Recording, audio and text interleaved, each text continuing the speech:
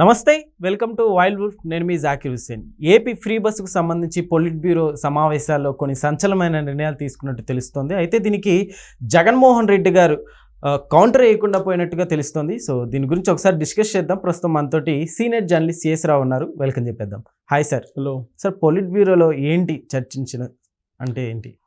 ఇప్పటి వరకు జగన్మోహన్ రెడ్డి గారు సూపర్ సిక్స్ గురించి మాట్లాడుతున్నారు. చంద్రబాబు నాయుడు గారు బిర్యానీ పెడతా అన్నారు, నేను పలావ్ పెడుతుంటే అందుకని ప్రజలందరూ అటు వెళ్ళిపోయారు.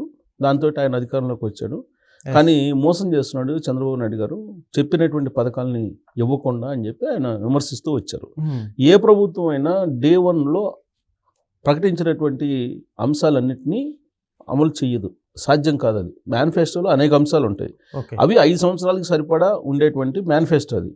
ఈ 5 సంవత్సరాల్లో ప్రాధాన్యత క్రమంలో ఒక్కొక్కటి పూర్తి చేసుకుంటూ వస్తారు, అమలు చేస్తూ వస్తారు. ఏ ప్రభుత్వం అయినా అదే చేస్తుంది.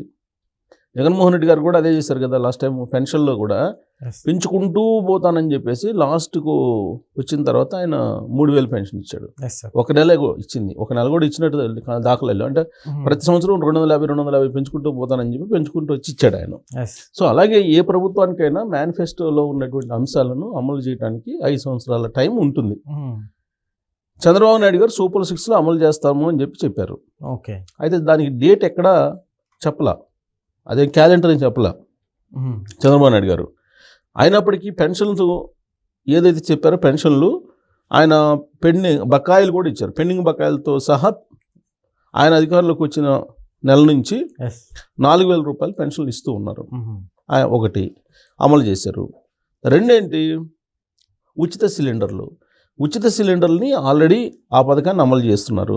అంటే 2 అయిపోయినాయి.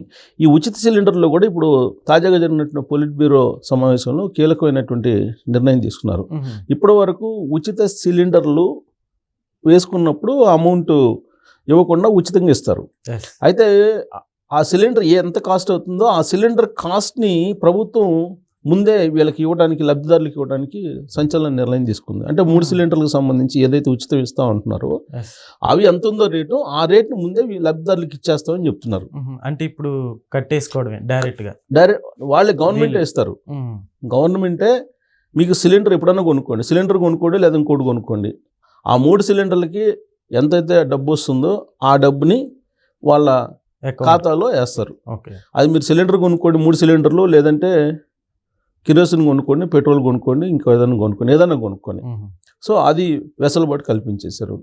ఇక తల్లికి వందనం జూన్ 12వ తారీఖు నుంచి అమలు చేయాలి. నెక్స్ట్ అకాడమిక్ ఇయర్ స్టార్టింగ్లోనే అందరూ పేరెంట్స్ ఖాతాలో ఈ తల్లికి వందనం డబ్బులు పడతాయి అని చెప్పి డేట్ కూడా ఫిక్స్ చేశారు. అలాగే అన్నదాత సుఖీభవకు సంబంధించి ఆల్రెడీ విడతల వారీగా దాన్ని ఇవ్వడానికి 20,000 రూపాయలు ఇవ్వడానికి దాన్ని కూడా మెటీరియలైజ్ చేశారు. వీటన్నిటికీ దాదాపుగా 20,000 కోట్ల రూపాయలు అవుతుంది. సార్, ఇప్పుడు ఈ పథకాలకి అట్లనే ఒక పక్కన అమరావతి డెవలప్మెంట్ 2 ఈక్వల్గా అవుతుందంటారా? సరే, చేస్తున్నారు డెవలప్మెంట్ ఒక సైడ్కి, అట్లా ఇప్పుడు ఈ పథకాలు కూడా ముందుకు తీసుకెళ్లాలంటే సో ఏమన్నా అడ్డుపడుతుందంటారా డెవలప్మెంట్కి? ఏం అడ్డు లేదు. అడ్డు ఉంది, చంద్రబాబు నాయుడు గారు చేసి చూపిస్తున్నారు కదా. అడ్డే ఉంది, ఇప్పటివరకు అడ్డు అయితే లేదు కదా. అమరావతి డెవలప్మెంట్ చేస్తున్నారు. అమరావతికి సంబంధించి వరల్డ్ బ్యాంక్ నుంచి ఫండ్స్ తీసుకొచ్చారు, ఆసియన్ డెవలప్మెంట్ బ్యాంక్ నుంచి ఫండ్స్ తీసుకొచ్చారు. దాదాపు 60,000 కోట్ల రూపాయలు విలువైనటువంటి పనులు ప్రారంభించారు, టెండర్స్ వేశారు, ఫైనలైజ్ అయిపోయినాయి, వర్క్ జరుగుతుంది. అలాగే అమరావతిలో ఆర్టిఫిషియల్ ఇంటెలిజెన్స్కి సంబంధించినటువంటి కొన్ని కంపెనీలు వచ్చి పెట్టుబడులు పెట్టడానికి కూడా రెడీ అయినాయి. ప్లస్ అమరావతిలో సెల్ఫ్ సస్టైనబుల్ రాజధాని అని చెప్పి ఏదైతే చెప్పారు చంద్రబాబు నాయుడు గారు, దాన్ని చేసి చూపించడానికి సిద్ధపడుతున్నారు. అక్కడ ఉండేటువంటి 4,000 ఎకరాలని విక్రయించడం ద్వారా 80,000 కోట్ల రూపాయలు వస్తాయని చెప్పి ఆయన అంచనా వేస్తున్నారు. సో కాబట్టి సెల్ఫ్ సస్టైనబుల్ రాజధాని కాబట్టి రాజధాని అభివృద్ధికి సంక్షేమ పథకాలకి సంబంధం లేదు. సో సంక్షేమ పథకాలని యాజ్ ఇట్ ఈస్గా అమలు చేయడానికి ఆయన ప్లాన్ చేశారు.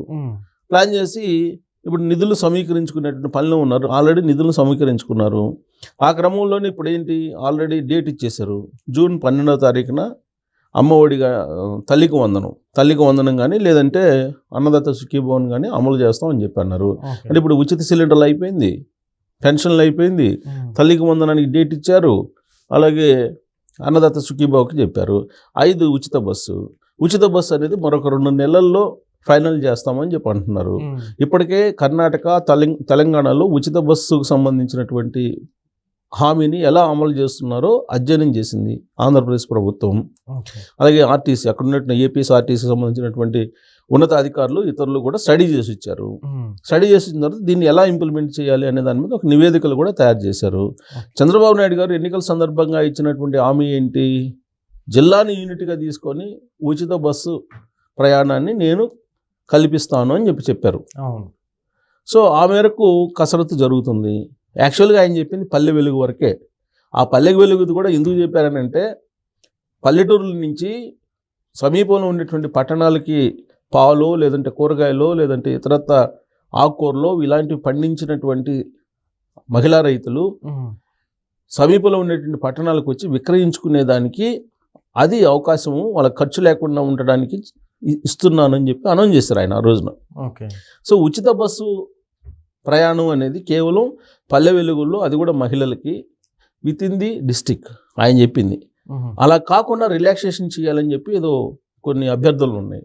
అంటే రాష్ట్రం మొత్తం ఉచితం ఇవ్వాలని చెప్పి, ఏ విధంగా అయితే కర్ణాటక తెలంగాణలో అమలు చేస్తున్నారో అదే తరహాలో ఇవ్వాలని అంటున్నారు. కానీ చంద్రబాబు నాయుడు గారి ఎన్నికల సందర్భంగా చాలా క్లియర్గా కేటగారికల్గా ఆయన అనౌన్స్ చేసింది, జిల్లాని యూనిట్గా తీసుకొని మాత్రమే పల్లె వెలుగుకి మహిళలకి ఉచిత ప్రయాణం కల్పిస్తాను అని చెప్పారు. ఇక్కడ ఎక్స్ప్రెస్లకి అలాగే ఆర్డినరీకి కూడా ఉచిత ప్రయాణం కల్పిస్తున్నారు 2 రాష్ట్రాల్లో. కానీ చంద్రబాబు నాయుడు గారు ఇచ్చిన హామీ వేరు. సో ఇక్కడ ఏముంది, 5 అయిపోయినాయి, ఇంకా 6వది బీసీలకు రక్షణ కల్పిస్తాను, రక్షణ కల్పించే చట్టం తీసుకొస్తాను అని అన్నారు. అది ఆల్రెడీ తీసుకొచ్చేటువంటి ప్రయత్నం చేస్తున్నారు. అదేమి ఆర్థిక అంశంతో ముడిపడినటువంటిది కాదు, కాబట్టి దాన్ని అమలు చేయబోతున్నారు. మరి ఇంకా చంద్రబాబు నాయుడు గారు ఇచ్చినటువంటి సూపర్ 6ని అమలు చేయండి, ఎక్కడ అమలు చేసేటువంటి ప్రయత్నం చేయట్లేదు అని చెప్పి అనడానికి అవకాశం ఎక్కడ దొరుకుతుంది? చంద్రబాబు నాయుడు గారు ఇచ్చిన హామీలు నెరవేర్చట్లేదని చెప్పేసి డే 1 నుంచి మొదలు పెట్టారు జగన్మోహన్ రెడ్డి గారు.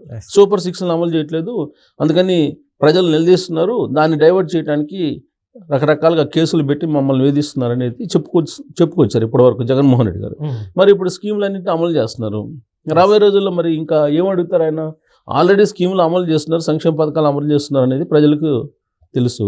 ఇంకొక వైపు రాజధాని అభివృద్ధి చెందుతుంది, ఇంకొక వైపు ఉపాధి అవకాశాలు కల్పించేలాగా పెట్టుబడులను ఆకర్షిస్తున్నారు. 16వ తారీఖున లోకేష్ గారు దాదాపు 20,000 కోట్ల రూపాయలతోటి అనంతపురం జిల్లాలో ఒక ప్రాజెక్ట్ని ప్రారంభించబోతున్నారు. గతంలోనే ఇప్పుడు 9 నెలలు 10వ నెల, ఈ 10 నెలల్లో 10 లక్షల కోట్ల రూపాయలు పెట్టుబడులు తీసుకొచ్చామని చెప్పి అంటున్నారు ప్రభుత్వం. సో ఉపాధి అవకాశాలు కూడా ఒక 5 లక్షల మందికి ఉపాధి అవకాశాలు కల్పించబోతున్నాము వీటి ద్వారా అని చెప్పి చెప్తున్నారు. సో అన్నిటినీ సమన్వయం చేసుకుంటూ సమగ్ర అభివృద్ధి దిశగా చంద్రబాబు నాయుడు గారు పరిపాలన సాగిస్తూ సంక్షేమ పథకాలని 100% అమలు చేయడానికి, సంతృప్త స్థాయిలో దాన్ని అమలు చేయడానికి కూడా సిద్ధపడుతూ ఉన్నారు. సో కాబట్టి ఇప్పుడు ఈయన విపక్షాలకి ప్రశ్నించడానికి, నిలదీయడానికి అవకాశం లేకుండా చంద్రబాబు నాయుడు గారు పథకాలను అమలు చేస్తున్నారని చెప్పి చెప్పచ్చు. Yes sir. Okay sir, thank you.